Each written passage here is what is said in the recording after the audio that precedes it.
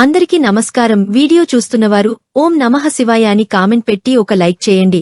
ఈరోజు కార్తీక పురాణంలో 2వ అధ్యాయంతే శివయ్య అనుగ్రహం తప్పకుండా మీకు కలుగుతుంది. ఈరోజు ఈ కథను వింటే చాలు సకల పాపాలు పోతాయి, పరమేశ్వరుడి అనుగ్రహం కలుగుతుంది. జనక ఎంతవరకు నీకు కార్తీక మాసము నందు ఆచరించవలసిన విధి క్రమము మాత్రమే తెలియజేసితిని. కార్తీక మాసంలో సోమవార వ్రతమునకు ప్రత్యేక ప్రాముఖ్యత ఉన్నది. కావున సోమవారం వ్రత విధానమును దాని మహిమను గురించి వివరింపును, సావధానుడమే ఆలకించుము అని ఎలా చెప్పసాగాడు. కార్తీక మాసంలో సోమవారము శివునికి అత్యంత ప్రీతిపాత్రమైన రోజు. ఆ రోజు స్త్రీగాని పురుషుడు కాని ఏ జాతి వారైనాగాని రోజంతా ఉపవాసముండి నది స్నానం చేసి తమ శక్తి కొలది దానధర్మములు చేసి నిష్ఠతో శివదేవులకు విలువ పత్రములతో అభిషేకము చేసి సాయంత్రం నక్షత్ర దర్శనము చేసిన తర్వాత భుజించాలి.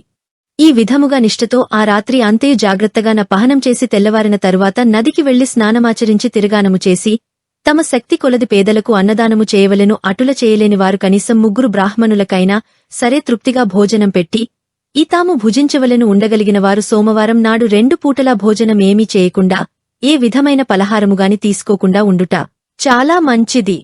ఇట్లు కార్తీక మాసం నందువచ్చు సోమవారం వ్రతమును చేసిన ఎడల పరమేశ్వరుడు కైలాస ప్రాప్తి కలిగించి శివ సన్నిధికి చేర్చును. భర్తలేని వితంతువు సోమవార వ్రతమును ఆచరించి శివ పూజ చేసినచో కైలాసం ప్రాప్తించును.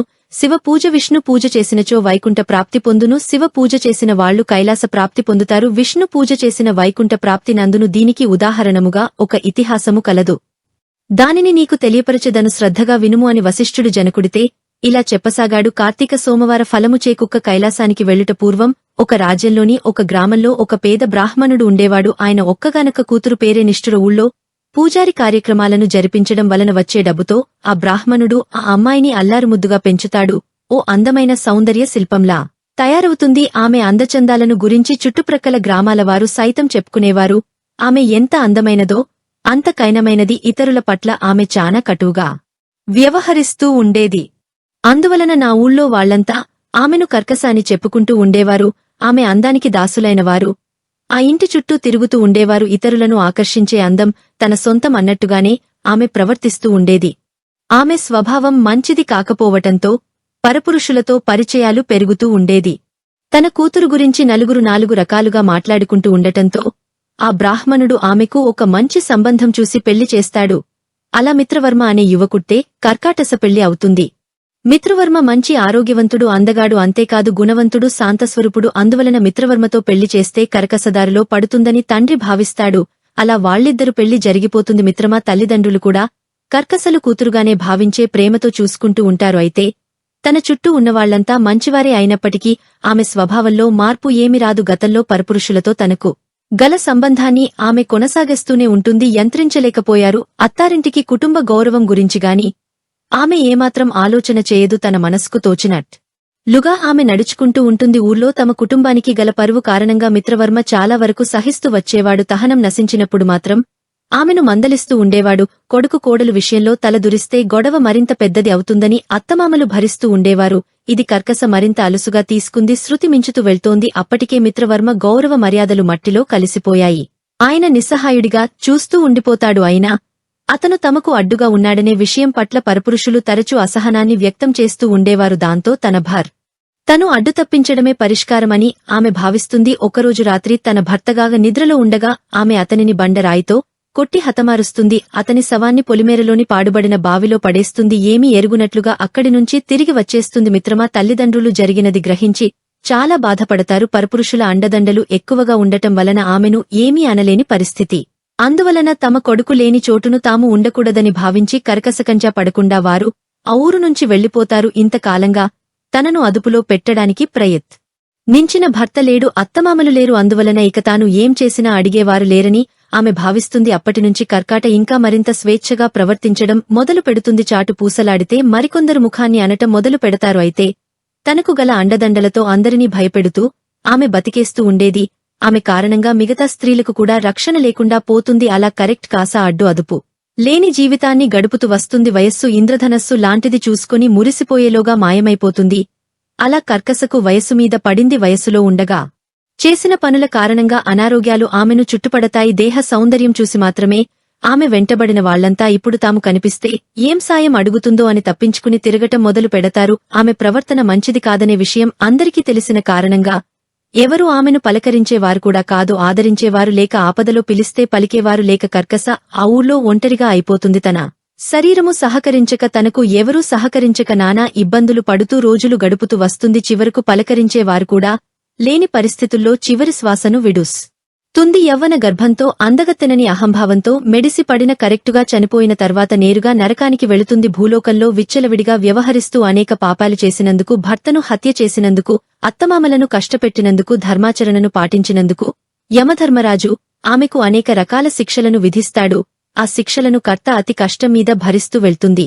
చేసుకున్నావారికి చేసుకున్నంత అని ఎందుకంటారనేది ఆమెకు అర్థమవుతుంది.